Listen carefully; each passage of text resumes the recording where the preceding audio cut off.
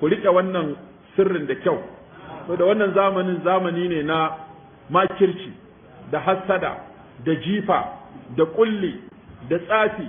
da canfi da sauran mugayen da ma maita irin ta tsafi da kambun baka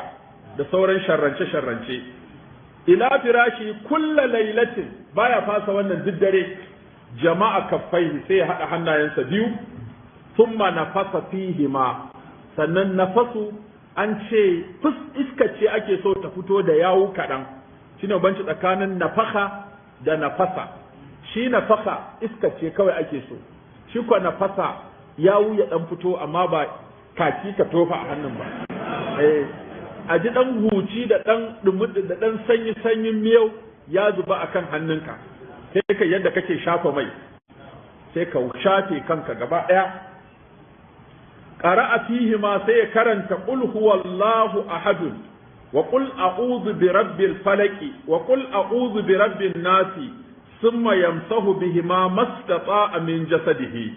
sannan annabi ya shafe duk inda hannunsa zai kai a jikin